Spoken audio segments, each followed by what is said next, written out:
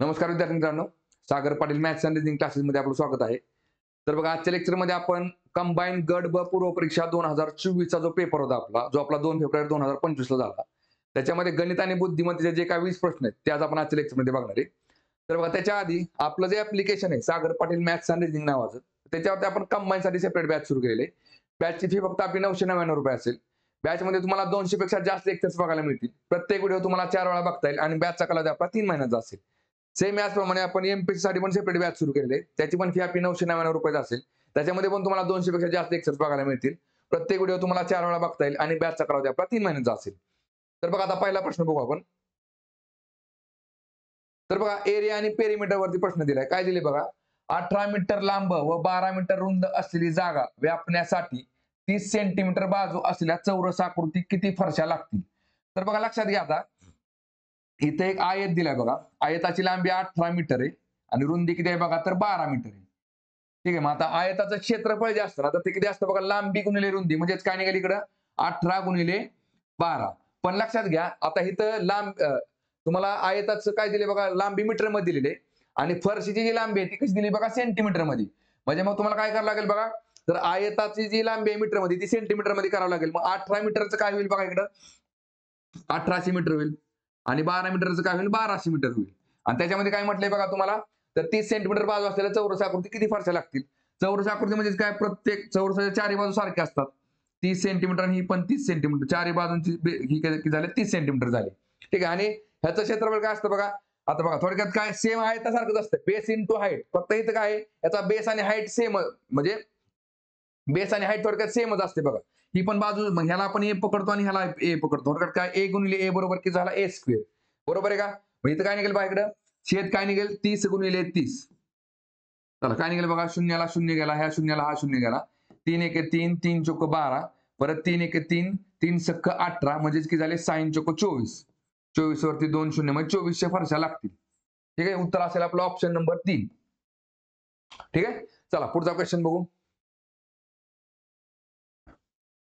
बघा, train चॅप्टरवरती question आहे. काय दिले बघा, ताशी 80 मीटर वेगाने जाणारी 700 मीटर लांबीची एक आगगाडी एक प्लॅटफॉर्म 72 सेकंदात ओलांडते. तर प्लॅटफॉर्मची लांबी किती? बघा, आता ज्यावेळेस ट्रेन एखाद्या खांबाला, झाडाला किंवा माणसाला पार करते त्यावेळेस ती स्वतःची लांबी पार करत असते. पण ज्यावेळेस ती एखाद्या प्लॅटफॉर्मला किंवा नदीवरच्या पुलाला किंवा एखाद्या बोगद्याला पार करत असते त्यावेळेस तिला स्वतःची लांबी प्लस त्या प्लॅटफॉर्मची लांबी पण पार करावी लागते. ठीक आहे. बघा, मग इथं काय असेल बघा, इथं बघा फॉर्म्युला एक सिंपल आहे बघा, लांबी गुणिले 3600 बरोबर वेग गुणिले वेळ. आता बघा, ह्याच्यामध्ये तुम्ही जो पुस्तकातला फॉर्म्युला आहे 5/18 किंवा 18/5, त्या फॉर्म्युला हा क्वेश्चन सॉल्व्ह करणार आहे. हा एवढाच फॉर्म्युला अख्खा ट्रेन चॅप्टर तुम्हाला सॉल्व्ह करून देतो. फक्त बघा, लांबी काय करायची, लांबी मीटर मध्ये घ्या. बघा, लांबी मीटर मध्ये घ्या, वेग पण मीटर मध्ये घ्या. आणि कसं असतं बघा, इथं 36 सेकंद म्हणजेच काय, एका तासामध्ये 36 सेकंद असतात आणि वेळ हा तुमचा कसा निघतो, तर सेकंदामध्ये असतो. कारण बघा, आपलं युनिट काय असतं, मीटर मध्ये काय घ्यायचं, metre per second, kilometre per hour असतं. त्यामुळे इथं हे सेकंद मध्ये निघलं तर हे मीटर मध्ये घ्यायचं. ठीक आहे. बघा, त्यामुळे मीटर पर सेकंद निघतं. बघा, आता लांबी किती आपली इथं, तर बघा लांबी किती, 700 मीटर लांबीची एक आगगाडी आहे म्हटले. बरोबर आहे का? बघा, लांबी झाली 700 मीटर, पण प्लस काय करावं लागेल आपल्याला, त्या प्लॅटफॉर्मची लांबी एक्स पकडावं लागेल गुणिले 3600 बरोबर वेग किती आहे बघा, रेल्वेचा ताशी 80 किलोमीटर वेगाने, म्हणजे 80,000 मीटर. बघा, आता किलोमीटरचं मीटर मध्ये करताना काय करायचं, 1 किलोमीटर म्हणजेच काय असते, तर 1000 मीटर असते. मग 80 किलोमीटर म्हणजेच किती झाले बघा, एकावर 3 शून्य वाढवले तर 80 वर 3 शून्य वाढवले, गुणिले वेळ किती निघेल बघा, तर वेळ किती दिला त्यांनी आपल्याला, 72 सेकंद दिलेला आहे. बघा काय निघेल आता इकडे, मग चला 700 अधिक x हे 3600 बरोबरच्या पलीकडे टाक, काय निघेल बघा, 80,000 गुणिले 72 छेद झाले 3600. चला काय निघेल बघा, मग ह्या 2 शून्याला हे 2 शून्य गेले, 36 एके 36, 36 दुने 72. पहा परत काय निघेल इकडं 8 दुने 16, म्हणजेच 16 वरती 2 शून्य झाले. इकडे किती आहे, 700 अधिक x. चला आता x ची व्हॅल्यू काय निघेल बघा, 700 बरोबरच्या पलीकडे टाका, म्हणजे 1600 वजा 700 बरोबर किती झाले, 900. मग त्या प्लॅटफॉर्मची लांबी किती असेल, 900 मीटर. Option number 2. ठीक आहे. चला पुढचा क्वेश्चन बघू.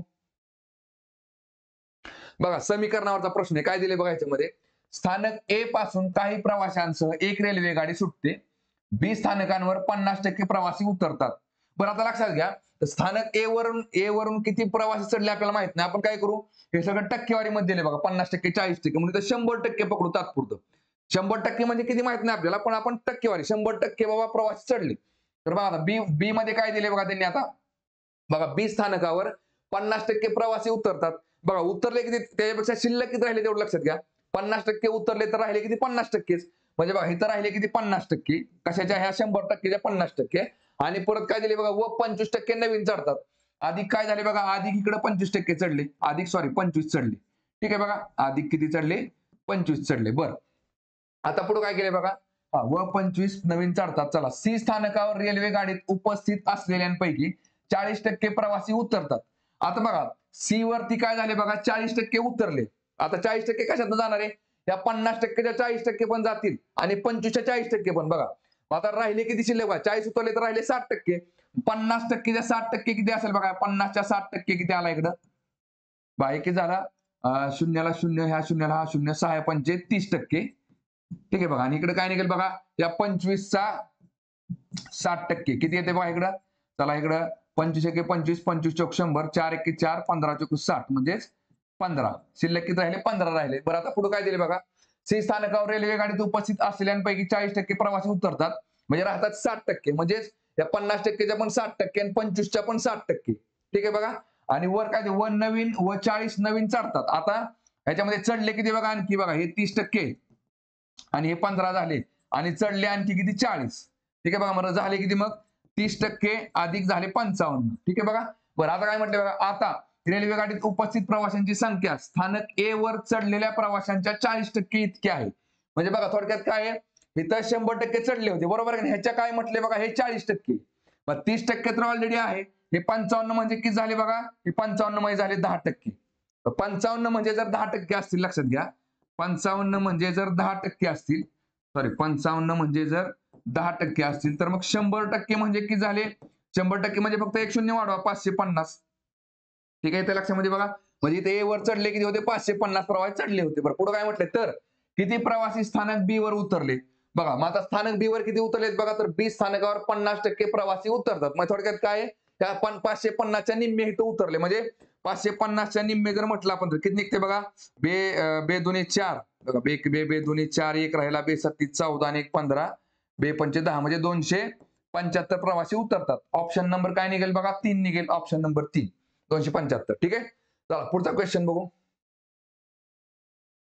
बघा क्वाड्रॅटिक इक्वेशन वरती क्वेश्चन आहे, काय दिले बघा.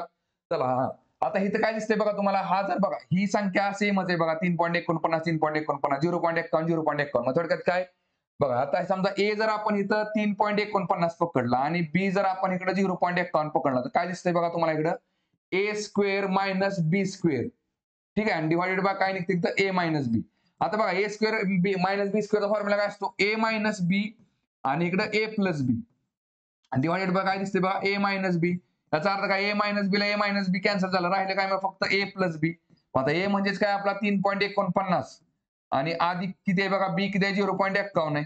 मग बेरीज करा किती निघते, 9 आणि 1 10, हातचा आला 1 बघा, 5 आणि 4 9 आणि 1 10, परत हातचा आला 1 3 आणि 1 4, म्हणजे 4 पूर्ण निघते. उत्तर असेल आपला ऑप्शन नंबर पहिला. ठीक आहे, चला पुढचा क्वेश्चन बघू. बघा टाइम अँड वर्क वरचा क्वेश्चन आहे, काय दिले बघा, भूषण एक काम 80 दिवसात पूर्ण करतो, परंतु 10 दिवस काम केल्यानंतर भूषण निघून गेला व उर्वरित काम नीरजने 35 दिवसात पूर्ण केले, तर एकटा नीरज ते काम किती दिवसात पूर्ण करेल. आता लक्षात घ्या, भूषणचं बघा, भूषणने 10 दिवस काम केले बरोबर आहे का, पण बघा टाइमाची इफिशियन्सी कुठं कळते तुम्हाला, कोण किती काम करतंय ते. तर बघा आता भूषण 10 दिवस काम करून गेला, राहिले काम किती 70 दिवसाचं. म्हणजे भूषणला जे काम 70 दिवसामध्ये लागले असे उरलेलं काम पूर्ण करायला, तर तेच काम नीरजने किती दिवसात पूर्ण केले बघा, नीरजने तेच काम 35 दिवसामध्ये पूर्ण केले. याचा अर्थ काय, 35 आणि 70 चा लसावी किती आला बघा 70. तात्पुरतं काय 70, समजा 70 रुपयाचं काम जर शिल्लक असेल, तर 70 रुपयाचं काम जर भूषण बघा 70 दिवसामध्ये पूर्ण करत असेल, 70 दिवस कुठल्या लक्षात येते का, भूषणने 10 दिवस काम केलेलं आहे, शिल्लक राहिलेलं काम 70 दिवसांचं आहे, आणि ते काम करायला नीरजला 35 दिवस लागतात. 70 आणि 35 चा जर लसावी आपण 70 काढला, तर बघा 70 रुपयाचं काम आहे, शिल्लक राहिलं असं समजा आपण, 70 रुपयाचं काम बघा, शिल्लक काम जर 70 रुपयाचं असेल, तर ते जर 70 दिवसामध्ये पूर्ण करत असेल, तर भूषणला एका दिवसाला 1 रुपये मिळेल, आणि नीरजला एका दिवसामध्ये बघा 35 दुनी 70 2 रुपये मिळतील, कारण 70 रुपयाचं काम तो 35 दिवसामध्ये पूर्ण करतोय. आपल्या इथं कामाची इफिशियन्सी कळून गेली, कोणाला किती पैसे मिळतात ते. ठीक आहे. आता बघा मग काय म्हटलंय तर एकटा नीरज तेच काम किती दिवसात पूर्ण करेल बघा. मग आता एकूण काम किती आहे बघा. भूषणला एक काम 80 दिवसात पूर्ण करतो. भूषण 80 दिवसात पूर्ण करतो. भूषणचे बघा 80 दिवस काम करत असेल आणि दिवसाला जर त्याला ₹1 पेमेंट मिळत असेल तर एवढं काम करायला कुणाला म्हटले बघा नीरजला. नीरजला दिवसाचं पेमेंट किती ₹2. मग ₹2 किती दिवस लागतील मग किती निघेल बघा. बे चुका 8 म्हणजे 40 दिवस लागतील. ऑप्शन नंबर 4 येते. ठीक आहे. चला पुढचा क्वेश्चन बघू. बघा ऍव्हरेज चॅप्टरवरचा क्वेश्चन आहे. काय दिले बघा. 5 वर्षापूर्वी रेखा व नेहाचे सरासरी वय 34 वर्ष होते. बघा रेखा प्लस काय म्हटले बघा नेहा. कधी 5 वर्षांपूर्वी 5 वर्षापूर्वी किती वय होतं बघा ह्याची. सरासरी किती आहे त्यांची. सरासरी झाली 34 वर्षांची. मग एकूण वय किती असेल बघा 5 वर्षांपूर्वी दोघी जणांचं. तर हे किती दोघे जण आहेत रेखा आणि नेहा दोघी जण झाले 2 गुणिले 34 बरोबर झाले 68. ठीक आहे बघा. परत आता पुढे काय झाले बघा. आज रेखा नेहा व नीरजचे सरासरी वय 33 वर्ष आहे. बरं इथं वाढलाय नीरज. तात्पुरतं काय करा. रेखा आणि नेहाचा आजचं वय काढा. बघा आज रेखा आणि नेहा किती असेल. रेखा प्लस नेहा. बघा आता हे 5 वर्षांपूर्वी 34 सरासरी. आजचं वय किती असेल 34 आणि 5 39. मग दोघींची सरासरी वय किती 5 ने वाढेल 39. मग दोघी जणींचं आजचं वय किती असेल बघा. 2 गुणिले 39 इज इक्वल टू किती असेल इकडं 39 दोन्ही 78 किंवा डायरेक्ट 68 मध्ये दोघी जणांचं 5-5 वर्ष वय वाढलं तरी 10 वर्ष वाढते 78. ठीक आहे. बरं आता काय दिलंय बघा. आज रेखा नेहा व नीरजचे सरासरी वय किती 33 आहे बघा. आज काय म्हटले बघा. रेखा प्लस नेहा आणि प्लस नीरज ह्यांचे सरासरी वय किती आहे बघा 33 आहे. म्हणजे आजचं किती आहे 33 आहे. मग आजची त्यांची एकूण किती असेल बघा 3 गुणिले 33 बरोबर झाले 3 त्रिकोण 99. ठीक आहे बघा मग रेखा नेहाचं आजचं वय दोघींचं 78 आहे. रेखा प्लस नेहा प्लस नीरजचं आजचं वय 99 आहे. 99 मधनं फक्त 78 वजा करा. काय निघते बघा. 9तनं 8 गेला 1 राहिला आणि 9तनं 7 गेले 2 राहिले. म्हणजे 21 वय कुणाचं असेल बघा. तर नीरजचं वय असेल 21. कारण ह्या दोघी जणींचं वय किती आहे बघा 78 आहे. 78 अधिक 21 केले की बरोबर 99 येते. मग नीरजचं वय कळलं कुणाचं आजचं. विचारले काय 10 वर्षानंतर नीरजचे वय किती असेल. मग 10 वर्षानंतर आजचं वय किती 21 आहे. 21 मध्ये फक्त काय करा 10 ऍड करा. 10 वर्षानंतर किती असेल 31 असेल. म्हणजेच ऑप्शन नंबर पहिला. ठीक आहे. चला पुढचा क्वेश्चन बघू.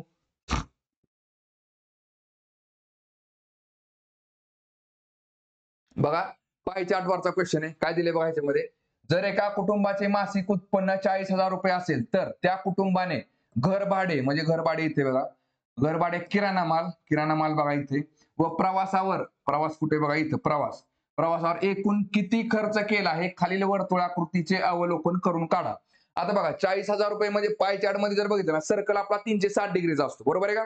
मग 360 डिग्री म्हणजे किती झाले 40,000 रुपये. तर मग आता त्याने घर भाड्यासाठी बघा किती खर्च केलाय. घर भाडे झाला 110%, प्रवास झाला 70% आणि इकडे किराणा किती झाला बघा 90%. याची बेरीज किती निघते बघा. 9 7 16 आणि 1 17 1 आणि 1 2 म्हणजे 270 अंश. बघा काय निघेल बघा इकडे 40,000 रुपयाचे गुणिले 270 अंश भागिले 360 येईल का. कारण की आपला सर्कल हा 360 डिग्रीचा असतो. त्याच्यापैकी 270 म्हणजे 40,000 किती काय निघेल बघा इथं. मग शून्याला शून्य गेला बघा. 9 त्रिक 27 9 चोक 36 परत 4 एके 4 इकडे 4 एके 4 एकावरती 4 शून्य म्हणजे 10,000 गुणिले 3 किती झाले बघा तर 30,000 झाले.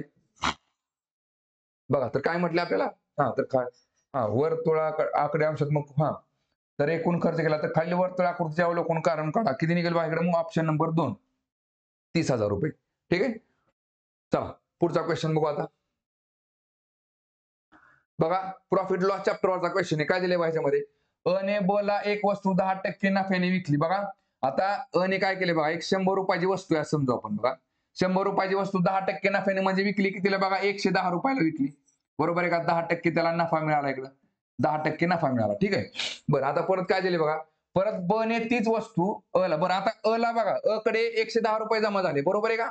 अ कडे 110 रुपये जमा झाले कारण की त्यांनी 100 रुपयाची वस्तू 10 रुपये नफ्याने म्हणजे 110 रुपये कोणाला दिली ब ला दिली आणि ब कडनं 110 रुपये घेतले. ठीक आहे. परत आता पुढे काय दिसतंय बघा. ब ने तीच वस्तू अ ला 10% तोट्याने विकली. बघा आता ब ची खरेदी किंमत किती 110 आहे आणि 110च्या 10% तोटा म्हणजे विकली कितीला 110च्या 90% रकमेला. मग 110चा 90% किती असतो बघा इकडे लक्षात घ्या. बघा किती आला इकडं, ह्या शून्याला शून्य गेला, ह्या शून्याला हा शून्य, 11,99 रुपये. म्हणजे बघा थोडक्यात काय, ब ने परत काय केले, अ ला ती वस्तू 99 रुपयाला विकली, बरोबर आहे का. ह्याला कितीला विकली, 99 रुपयाला. मग बरं आता मग ही तर मला सांगा, मग आता अ ने काय केले बघा, ह्याला 110 मधले 99 रुपये देऊन टाकले, बरोबर आहे का. अ ने काय केले, 110 मध्ये 99 रुपये देऊन टाकले. मग थोडक्यात त्याला बघा परत ह्याच्यामध्ये टोटल किती रुपये राहिले बघा, 110 मधले 99 गेले तर किती राहिले बघा इकडं, 11 रुपये शिल्लक राहिले. लक्षात घ्या बघा, 110 रुपयाला त्यांनी काय केले बघा, सुरुवातीला अ ने ब ला रक्कम विकली आणि घेताना परत काय केले बघा, 99 रुपयाला वस्तू विकत घेतली. 99 रुपयाला वस्तू विकत घेतली म्हणजे काय, 11 रुपये शिल्लक राहिले. बघा वस्तू त्याच्याकडे रिटर्न आली, वस्तू रिटर्न आली आणि त्याला 11 रुपये प्रॉफिट बी झालं. आणि प्रॉफिट कसं असतं, खरेदी किमतीवर. वस्तूची किंमत किती आपली 100 रुपये. 100 रुपयाला 11 रुपये तुम्हाला नफा झाला, म्हणजेच काय निघेल बघा, अ चा 11% नफा झाला. ऑप्शन नंबर 2 येते लक्षामध्ये. चला पुढचा क्वेश्चन बघू आता. बघा काय दिले बा प्रश्नामध्ये, समीरने एकूण 360 रुपयाला काही सफरचंद खरेदी केले. जर त्याला प्रत्येक सफरचंदावर ₹3 ची सूट मिळाली असती तर तो 25% अधिक सफरचंद खरेदी करू शकला असता. बघा लक्षात घ्या आता बघा आता बघा 5 रुपये किंमत आहे बघा समजा, आणि बघा रक्कम बघा तुम्हाला 360 रुपये खरेदी करायची, ठीक आहे. सफरचंदाची किंमत वाढू किंवा कमी हो, 360 रुपयामध्ये तुम्हाला खरेदी करायची. मला सांगा, जर 20 रुपयाची जर समजा तुम्ही खरेदी करत असाल सफरचंद आणि 5 रुपयाला सफरचंद असेल तर काय निघेल बघा. बघा इकडे जर किंमत असेल तर संख्या काय होईल बघा, इकडं संख्या किती निघेल तुमची, 4 निघेल. 5 रुपयाला एक असेल तर 20 रुपयामध्ये 4 निघतील, आणि ते जर 4 रुपये केले तर तुम्हाला संख्या किती निघेल बघा, 5 रुपये निघेल. बरोबर आहे का, हे क्रॉस होऊन जात असतं, लक्षात घ्या. आता इथे काय केले बघा, तर काय म्हटलंय आपण बघा, आता किंमत जी आहे बघा लक्षात घ्या, किंमत जी आहे ना, इकडे काय म्हटलं आपल्याला, जर त्याला प्रत्येक सफरचंदावर 3 रुपये सूट मिळाली तर असती तर तो 25% अधिक सफरचंद खरेदी करू शकला असता. बघा आता संख्या किती आहे बघा सफरचंदाची, एका ठिकाणी तो 100 सफरचंद घेऊ शकतो 100%, एका ठिकाणी 125%. ठीक आहे बघा, म्हणजे रक्कम कमी केली तर इकडे किंमत करा. आता लक्षात घ्या, ह्याचा जर रेशो काढला आपण काय निघेल बघा, इकडे डायरेक्ट 125 आणि 100 करण्यापेक्षा रेशो मध्ये आपण लिहू, इकडं 25 चोका 100 आणि 25 पाचा 100. मग बघा थोडक्यात काय, संख्या जर 4 आणि 5च्या पटीत असेल तर किंमत काय असेल बघा, 5 आणि 4च्या पटीमध्ये असेल. म्हणजे बघा आता 5x आणि 4x. लक्षात घ्या बघा, बघा संख्या जर 4 5च्या पटीमध्ये असेल तर किंमत 5 4 ह्या पटीमध्ये असेल.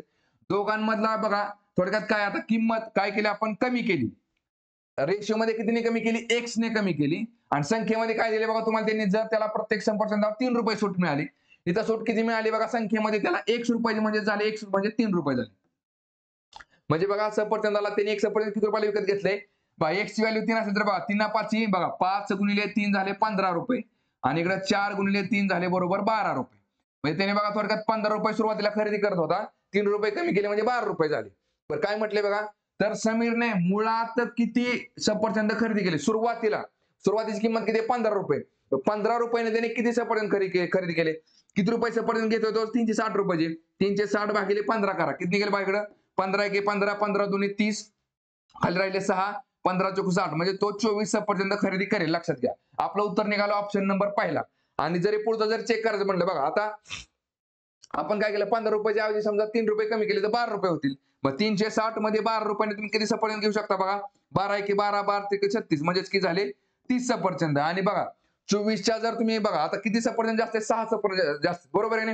बघा इथं जर काढला तुम्ही 24चा बाबा किती, 25% अधिक सफरचंद खरेदी केले. मग 24चा जर 25% काढला तुम्ही तर काय निघेल बघा, 25 1 25, 25 चौक 100, 4 1 4, 4 7 24, म्हणजे 6 सफरचंद जास्त बघा. 24चा 25% किती असतो, 6 सफरचंद, बरोबर 6 जास्त आलेत का तर आलेत. पण आपल्याला मुळात किती सफरचंद खरेदी केले विचारले तर काय निघेल बघा, ऑप्शन नंबर पहिला. ठीक आहे, चला पुढचा क्वेश्चन बघू आता.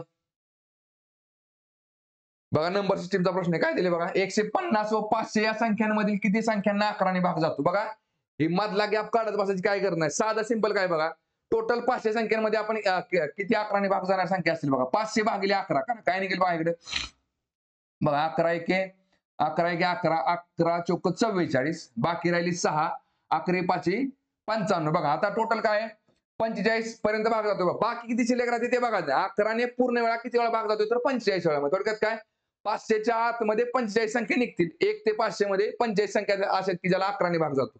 ठीक आहे बघा. शेवटची संख्या पहिली संख्या कुठली आपल्याला काही घेणं देणं नाही. आता फक्त काय करायचं बघा, टोटल 500 संख्यांमध्ये 1 ते 500 मध्ये 45 संख्या निघाल्या. मग त्यातनं फक्त काय करा, 1 ते 150 म्हणजे सुरुवातीच्या 150 संख्यांमध्ये किती 11ने भाग जाणार संख्या तेवढे वजा करा. 150 भागिले जर तुम्ही 11 केलं काय निघते बघा, 11 एके 11 बघा, 11 एके 11 खाली राहिले 4, 4 8 0 40, 11 त्रिक 33, 11 त्रिक 33. बघा बाकी किती शिल्लक राहते ते बघा, भाग किती वेळा जातोय. म्हणजे बघा 1 ते 150 पर्यंत पहिल्या किती संख्या निघाल्या, 11ने भाग जाणार 13 निघाल्या. मग टोटल 45 आहे. त्यातनं फक्त 13 मायनस करा. काय निघेल बघा इकडे, मग 5 3 गेले 2 राहिले, 4 1 गेले 3 राहिले, म्हणजे उत्तर काय निघेल आपलं 32 निघेल. Option number 2. ठीक आहे. चला पुढचा क्वेश्चन बघू आता. बघा बोर्ड मा चॅप्टरवरचा प्रश्न आहे आणि हा प्रश्न कशामध्ये विचारतात बघा, कोडिंग डिकोडिंग मध्ये. मग थोडक्यात काय तिथं आपले म्हणजे हे काय होतात, बदलले जातात चिन्ह. बघा काय दिसतंय इथं, जर प्लस म्हणजे वजा, वजा म्हणजे गुणिले, भागिले म्हणजे अधिक आणि गुणिले म्हणजे भागिले, तर 15 वजा 3 बघा, 15 वजा 3 अधिक 10 गुणिले 5 भागिले 5. ठीक आहे बघा, हे लिहून घ्यायचं आधी. आणि आता काय दिले बघा इथं, वजा. वजा म्हणजे काय म्हटले बघा, वजा म्हणजे गुणिले, इथं गुणिले देऊन टाका. परत काय म्हटले, अधिक. अधिक म्हणजेच काय बघा, अधिक म्हणजे वजा, इथं वजा देऊन टाका. बघा परत गुणिले. गुणिले म्हणजेच काय, गुणिले म्हणजे भागिले, इथं भागिले देऊन टाका. आणि परत शेवटी काय दिले बघा, भागिले. मग भागिले म्हणजेच काय, भागिले म्हणजे अधिक, इथं अधिक देऊन टाका. बघा ब्रॅकेट कुठं कुठं बसतंय बघा, 15 गुणिले 3 ला ब्रॅकेट बसेल, 10 भागिले 5 ला ब्रॅकेट बसेल. ठीक आहे बघा, भागाला 15 त्रिक 45 वजा 10 भागिले 5, 5 दुने 10 येते बघा, आणि अधिक 5 म्हणजे किती निघेल बघा 45 आणि 5 झाले 50. 50 मधनं 2 गेले किती राहिले बघा, 48 निघते. म्हणजे आपलं उत्तर काय निघालं, ऑप्शन नंबर 3. ठीक आहे. चला पुढचा क्वेश्चन बघू. बघा कोडिंग डिकोडिंग चॅप्टर वरती क्वेश्चन आहे. काय दिले बघा, जर एखाद्या सांकेतिक भाषेत, चला ब्रेक थ्रूला हा कोड दिलाय त्यांनी, असे लिहितात, तर त्या सांकेतिक भाषेत डिस्ट्रीब्युशन हे कसे लिहाल बघा, इथे लक्षात घ्या. आता इथं सुरुवातीला काय घेतलंय बघा, EA घेतलाय, बरोबर आहे का. इथं EA कुठे दिसतोय बघा तुम्हाला, इथे दिसतोय EA, हा 1 नंबरला घेतलाय बघा. ठीक आहे बघा, EA जे आहेत ना ते 1 नंबरला टाकले इकडे. बरं परत काय OU आहे, OU कुठे दिसते बघा, इथं आहे OU, हे 2 नंबरला घेतले. परत बघा लक्षात घ्या, HR घेतला, HR कुठे बघा इथे, HR घेतला की 3 नंबरला. परत बघा काय BR आहे, BR इथं दिसतंय बघा, BR घेतला हा 4 नंबरला. आणि परत काय GH कुठं दिसतोय बघा, इथं दिसतोय, GH इथं झाला हा 5 नंबरला. आणि परत शेवटी काय KT कुठे बघा इथे, हा झाला 6 नंबरला. सेम तसं सॉल्व्ह करायचं बघा. सुरुवातीला काय करायचं बघा, ह्याच्यामध्ये आता 1 नंबरला काय, हे 3 आणि 4 नंबरची संख्या अल्फाबेट आहे बघा. ST सुरुवातीला निघेल बघा इथं, ST निघाल सुरुवातीला 1 नंबरला. ठीक आहे बघा. आता चला 2 नंबरला काय बघा, शेवटून बघा 3 आणि 4 नंबरचे अल्फाबेट बघा, OU आहे ना, इथं काय निघेल बघा, TI निघेल बघा, हे बरोबर TI निघेल इकडं, TI. ठीक आहे बघा. परत 3 नंबरला OU च्या शेजारी काय HR, म्हणजे थोडक्यात काय इकडे BU, इथं काय निघेल BU. पहा 4 नंबरला काय बघा, सुरुवातीची 2 अक्षर DI, पहा इकडे काय लिहा DI. आणि 5 नंबरला काय बघा, शेवटची 2 अक्षर GH, म्हणजे इकडे काय निघेल ON, हे झालं ON. आणि राहिलेले परत RI. कुठं दिसतंय बघा तुम्हाला ह्याच्यामध्ये, STTI बघा, STTI, परत BUDI आणि परत ONRI, म्हणजे ऑप्शन नंबर काय निघेल बघा, 3 निघेल. ठीक आहे. चला पुढचा क्वेश्चन बघू. बघा टाइम अँड वर्क वरचा क्वेश्चन आहे. काय दिले बघा, 6 मजूर 4 दिवसात 9600 विटा बनवतात, तर 18 मजूर 2 दिवसात किती विटा बनवतील. बघा काय असते इकडं, बघा काम 1 भागिले मजूर गुणिले दिवस गुणिले तास. ठीक आहे बरोबर. बघा मजूर 1 मजूर 1 तास 1, इकडे परत काय असते बघा, काम 2 डिवाइडेड बाय मजूर किंवा माणसे बघा दिवस आणि गुणिले तास. ठीक आहे बघा. बरं आता इथं पहिलं काम किती दिले बघा, त्यांनी आपल्याला 9600 विटा बनवतात. बघा 9600 विटा झाले. 9600 विटा बनवाय काय दिले बघा, त्यांनी आपल्याला 6 मजूर 4 दिवसात बनवतात, म्हणजे 6 मजूर 4 दिवसात बरोबर. दुसरं काम काय आहे, तर दुसरं काम माहित नाही आपल्याला, X दिलं आणि काय विचारले, तर 18 मजूर 2 दिवसात. बघा 18 मजूर 2 दिवसात किती विटा बनवतील.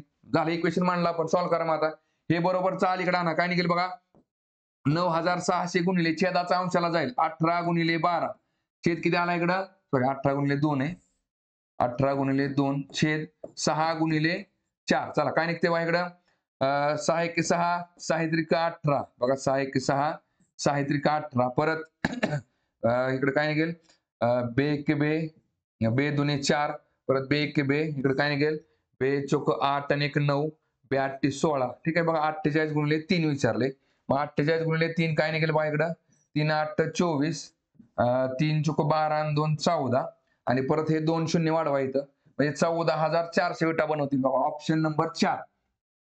ठीक आहे चला पुढचा क्वेश्चन बघू आता. बघा हा पण ट्रेन चॅप्टरचाच क्वेश्चन आहे. काय दिले बघा 54 किलोमीटर पर तास वेगाने धावणारी ट्रेन 9 सेकंदात एक टेलिग्राफ पोल ओलांडते. ट्रेनची लांबी शोधा. बघा आता ज्यावेळेस ट्रेन एखाद्या खांबाला एखाद्या झाडाला किंवा माणसाला पार करते त्यावेळेस ती फक्त स्वतःची लांबी पार करत असते. आणि इथं पण विचारतात आपल्याला काय विचारलं ट्रेनची लांबी विचारली. मग काय फॉर्म्युला असतो बघा आपला लांबी गुणिले 3600 बरोबर वेग गुणिले वेळ. बघा 5/18 18/5 करत बसण्यापेक्षा ह्या एका फॉर्म्युल्यामध्ये अख्खा ट्रेन चॅप्टर सुटला जातो. लांबी किती दिली बघा त्यांनी आपल्याला विचारली x गुणिले 3600, वेग किती आहे बघा रेल्वेचा 54 किलोमीटर आहे. फक्त आपण काय करायचं सगळं मीटर मध्ये लिहायचं म्हणजे लांबी मीटर मध्ये दिलेली असते आपल्याला, वेळ सेकंद मध्ये विचारतात त्यामुळे वेग जो असतो ना तो पण आपण कसा घ्यायचा मीटर मध्ये घ्यायचा. 3600 काय असतात एका तासामध्ये 36 सेकंद असतात. 54 किलोमीटरचं काय होईल बघा 1 किलोमीटर म्हणजेच काय असतं 1000 मीटर म्हणजे एकावर 3 शून्य वाढवतो. इथं फक्त 54 वरती 3 शून्य वाढवा आणि वेळ किती दिला त्यांनी आपल्याला 9 सेकंद झालं बघा. आता फक्त काय करा एक जागाला ठेवा आणि 3600 काय करा बरोबरच्या पलीकडे टाका म्हणजे काय होईल 54,000 गुणिले 9 भागिले हे 3600. बघा ह्या 2 शून्याला हे 2 शून्य गेले 9 एके 9 9 चोक 36 परत काय निघेल 4 एके 4 चला 4 एके 4 एक राहिला 4 त्रिक 12 आणि 2 14 4 पंचे 20 म्हणजे 135 मीटर म्हणजे उत्तर काय निघेल बघा आपला ऑप्शन नंबर 3 135. ठीक आहे चला पुढचा क्वेश्चन बघू.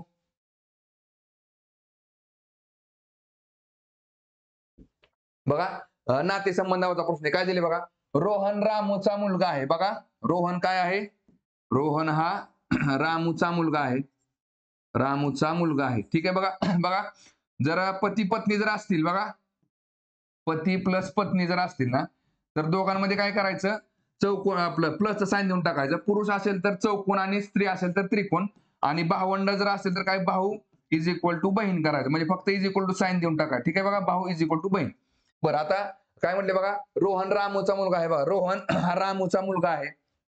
पुढे काय दिले रामूच्या बाबांनी म्हणजे रोहनला शाळेतून घेतले. बघा रामूच्या बाबांनी म्हणजेच कोणाच्या रोहनच्या आजोबांनी. बघा रामूच्या बाबांनी म्हणजेच रोहनच्या आजोबांनी रोहनला काय केले बघा शाळेतून घेतले आणि ते सचिन काकांच्या घरी गेले. बघा सचिन काका म्हणजेच कोण रोहनचे पप्पा कोण झाले रामू झाले वडील आणि रामूचा भाऊ. बघा काय म्हटले आणि ते सचिन काकांच्या घरी इकडे झाला सचिन.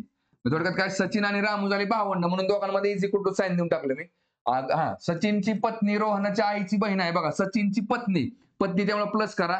थोडक्यात काय सचिनची पत्नी ही काय आहे बघा तर काय रोहनच्या आईची बहीण. बघा रोहनची आई दाखवा इकडं रोहनची ही झाली आई आणि आईची कोण बहीण आहे ही म्हणजे ह्या दोघी जणी एकमेकांच्या बहिणी आहेत. ठीक आहे बघा चला मग थोडक्यात काय बघा ही रामची रोहनची कोण आहे ही मावशी आहे. बघा ही कोण झाली मावशी झाली.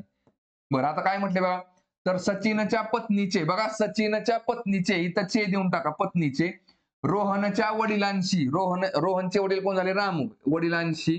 तर काय म्हण नाते काय तर कधी पण लक्षात घ्या कुणाचे कुणाशी मध्ये कसं असतं जिथं चे असतो ना ते नातं सांगायचं असतं. लक्षात घ्या कुणाचे कुणाशी मध्ये जिथं चे असतो ना ते नातं सांगायचं. शी बरोबर शी पासून चे कडे झाला काय रामूचा भाऊ सचिन आणि भावाची पत्नी. ठीक आहे बघा इकडे वहिनी येईल पण जर पत्नीकडनं जर बघितलं तर बघा रामूची पत्नी आणि पत्नीची बहीण कोण असते बघा मेहुणी असते. म्हणजे नातं दोन लागते काय एक तर कोण असेल बघा वहिनी येईल किंवा दुसरं काय असेल बघा मेहुणी असेल म्हणजे भावाकडून बघितलं भावाची बायको म्हणजे मेहुणी वहिनी झाली आणि इकडं पत्नीची बहीण म्हणजेच कोण झाली मेहुणी झाली. ठीक आहे बघा मग आपल्याला इथं काय दिले बघा त्यांनी मेहुणी दिलेले ऑप्शन नंबर 3 निघेल. ठीक आहे चला पुढचा क्वेश्चन बघू आता. बघा रँकिंग चॅप्टरवरचा क्वेश्चन आहे. काय दिले बघा खालील माहिती काळजीपूर्वक वाचा आणि प्रश्नाचे उत्तर द्या. बघा A B C D E आणि एफ या 6 विद्यार्थ्यांनी गणित आणि विज्ञानाच्या स्वयंमूल्यमापन चाचणीत सहभाग घेतला. ठीक आहे बघा कशामध्ये बघा गणित आणि विज्ञान. ठीक आहे गणित आणि इकडे खाली विज्ञान. बरं आता काय दिले बघा पुढं हा ए चे गणितातील एकूण गुण सी च्या अगदी म्हटले बघा, अगदी वर आहेत बघा. थोडक्यात काय चिटकून आहेत म्हणजे ए चे गणितातले गुण सी च्या अगदी वर आहेत. बघा ए चे गणितातले गुण अगदी सी च्या वर आहेत, त्यामुळे चिटकून आले इथे दोघ जण. ठीक आहे बघा. इथं फक्त रेष मारा का, कारण की दोघं एकमेकांच्या एकदम मागं पुढे. ठीक आहे, परत काय दिले बघा, आणि विज्ञानातील गुण एफ च्या अगदी वर आहेत बघा. ए चे गणितातले गुण सी च्या अगदी वर आहेत गणितातले, आणि थोडक्यात काय ए चेच काय एफ चे विज्ञानातील गुण एफ च्या अगदी वर आहेत बघा. विज्ञानातले गुण काय आहेत, ए चे एफ च्या अगदी वर आहेत. तर इथं पण अगदी शब्द वापरला आहे. अगदी म्हणजेच काय, लगेच चिटकून बघा, त्यामुळे इथं रेष मारून ठेवा. बरं, पुढे काय दिले बघा, बी हा विज्ञानात सी च्या बघा, इथं पण अगदी वर आहे म्हटले बघा. बी हा विज्ञानात बघा, बी हा काय म्हटले विज्ञानामध्ये बघा, बी हा विज्ञानात सी च्या, चला बी हा विज्ञानात काय म्हटले बघा, सी च्या अगदी वर आहे बघा, सी च्या लगेच वर आहे. ठीक आहे बघा. परंतु गणितात डी पेक्षा कमी गुण मिळाले आहेत बघा. कुणाला बघा, बी ला. बी ला काय म्हटले गणितामध्ये बघा, डी पेक्षा अगदी कमी गुण बघा, डी पेक्षा कमी गुण मिळाले आहेत बघा. डी पेक्षा कमी गुण मिळाले आहेत कुणाला, बी ला. बरं, आता ह्याच्यामध्ये बघा लक्षात घ्या, इथं फक्त काय म्हटले कमी गुण मिळाले आहेत, त्यामुळे चिटकून आहेत का नाही माहिती आपल्याला. ठीक आहे बघा, फक्त माग आहे. कोण, बी हा डी च्या गणितामध्ये माग आहे, एवढं फिक्स आहे.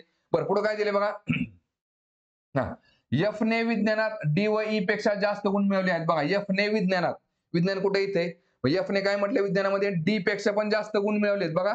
डी पेक्षा पण जास्त गुण मिळवत, आणि ई पेक्षा पण ई पेक्षा पण कोणी जास्त गुण मिळवत, एफ ने. एफच्या पुढे कोण आहे, ए हे आहे असं मानून घ्या. ठीक आहे बघा. बरं, पुढे काय दिसते बघा आता, परंतु डी प्रमाणे त्याची गणितात प्रगती नाही बघा. एफ ने विज्ञानात डी आणि ए पेक्षा जास्त गुण मिळवले आहेत, परंतु डी प्रमाणे गणितात प्रगती नाही. म्हणजे थोडक्यात काय, एफ हा गणितामध्ये डी पेक्षा कमी आहे बघा. एफ हा गणितामध्ये काय, डी पेक्षा कमी आहे. डी पेक्षा कमी कोण आहे, तर एफ आहे. चला पुढे काय दिले बघा, गणितात सी व डी च्या मध्ये कोणीही नाही बघा. आता गणितामध्ये सी आणि डी च्या मध्ये कोणीच नाही. मग याचा अर्थ काय बघा, जर ए आणि सी जर चिटकून असतील तर बघा, सी आणि डी जर चिटकून असतील ना, तर बघा डी हा सी च्या पुढे जाणार नाही, तो पाठीमागच राहील, कारण की पुढच्या बाजूला ए आहे. याचा अर्थ बघा, इथं काय, इथून इथपर्यंत रेष मारा का, कारण की सी आणि डी च्या मध्ये कोणच नाही. थोडक्यात काय, हे तिघ जण लागोपाठ एकमेकांच्या शेजारी आहेत. डी पेक्षा मोठा सी, सी पेक्षा मोठा ए. बरं, आता पुढे काय दिले बघा, आणि विज्ञानात सी आणि ए च्या मध्ये कोणीही नाही बघा. विज्ञानात सी आणि ए च्या मध्ये बघा. आता लक्षात घ्या, मग आता बघा, बी आणि सी डीच्या पाठीमागं मांडायचे का ईच्या पाठीमागं मांडायचे, तर काय म्हटलंय तुम्हाला, विज्ञानात सी आणि ए च्या मध्ये कोणीही नाही बघा. आता ए आणि एफ जर चिटकून असतील बघा, ए आणि एफ जर चिटकून असतील आणि सी आणि ए च्या मध्ये कोण असेल, तर सी कुठं असेल, ए च्या पुढे असेल. इथं सी मांडा, कारण की सी आणि ए च्या मध्ये कोणच नाही बघा. इथं परत सी मांडून टाका, आणि बरोबर बघा सी आणि बी च्या मध्ये पण कोण नाही. बरोबर सी च्या पुढे कोण आहे, बी आहे. सी च्या पुढे कोण आहे, बी आहे. बघा जेवढ्या शक्यता निघाल्या, कारण की मी इथं डी आणि हे दोन शक्यता का मांडलेत, मला डी आणि ई मध्ये कोण मोठा गुण बारका ते माहित नाही. तर काय म्हटले बघा, तर विज्ञानात कोणी सर्वात जास्त गुण मिळवले बघा. एकूण किती जण आहेत, 6 जण आहेत. 1 2 3 4 5 6 जण बघा. आता बी जो आहे ना, तो बघा सी पेक्षा मोठा आहे, ए पेक्षा मोठा आहे, एफ पेक्षा मोठा आहे, डी पेक्षा मोठा आहे. ठीक आहे बघा.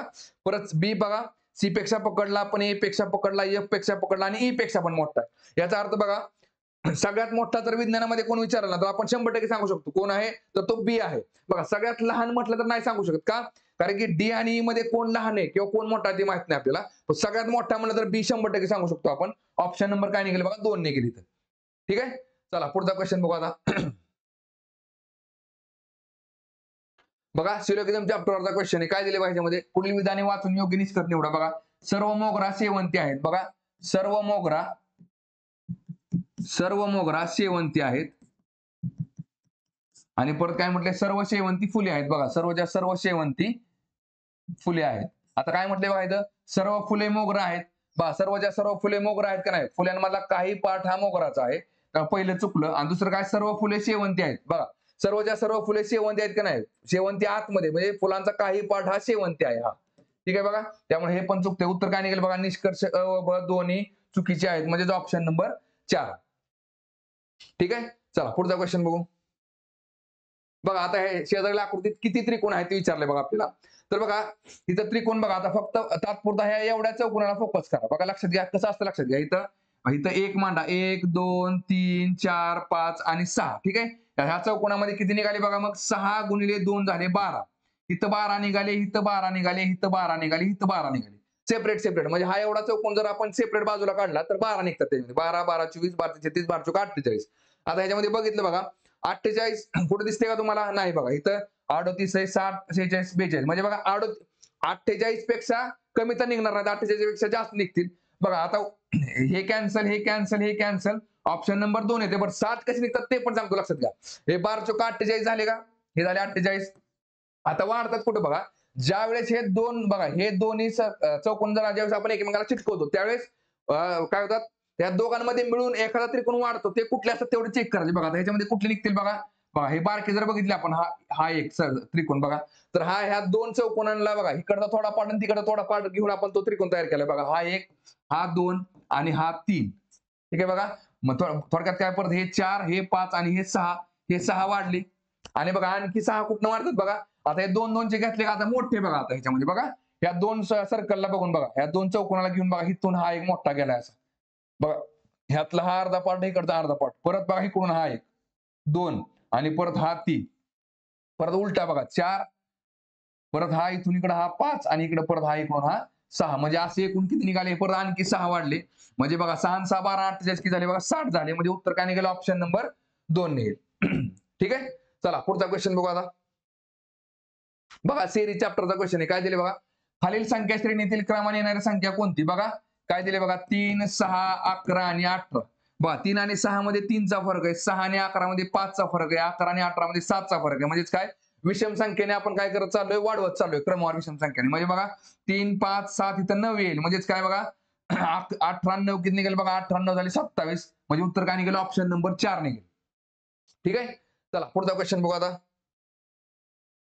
बघा डायरेक्शन चॅप्टरवरचा क्वेश्चन आहे. काय दिले बघा, अमर्त्याच्या घरापासून पश्चिमेकडे शाळेकडे अमर्त्याच्या घरापासून पश्चिमेकडील शाळेकडे 4 किलोमीटर चालत गेला. बघा तिथं घरापासून अमर कुठे गेला? पश्चिमेकडे. पश्चिम दिशा कुठं असते? या साईडला. या साईडला किती गेला तो? 4 किलोमीटर चालत गेला. कुठं? शाळेकडे. इथं शाळा आहे त्याची. बरं आता पुढे काय केलंय बघा, आणि तेथून 2 किलोमीटर उत्तरेकडे बँकेत गेला. आता इथून 2 किलोमीटर कुठे गेला बघा? बँकेत गेला. किती किलोमीटर? तर 2 किलोमीटर. आणि परत काय म्हटलंय बघा, व बँकेतून पैसे घेतल्यानंतर अमर पूर्वेकडे 4 किलोमीटर अंतरावर असलेल्या भरतच्या घरी गेला. बघा आता इथून पूर्वेकडे गेला. किती? बघा पूर्व दिशा कुठे असते? या साईडला. या साईडला तो किती गेला? तर 4 किलोमीटर गेला. इथं कोणाच्या? भरतच्या घरी. हा तर आता काय म्हटलंय बघा, तर तो आणि त्याचे घर यामधील अंतर किती? बघा भरत थोडक्यात इथून त्याचं घर किती असेल बघा. ही लाईन ह्याला पॅरल, हे पण 4 आहे, हे पण 4 आहे, हे पण 2 असेल तर हे पण किती असेल बघा? 2 असेल. हे पण बाजू किती झाली? मग 2 किलोमीटर. मग थोडक्यात काय त्याचे घर यामधील अंतर किती असेल? तर 2 किलोमीटर. Option number 3. ठीक आहे. चला झाले बघा प्रश्न आपले. तर थांबू आता आपण या ठिकाणी.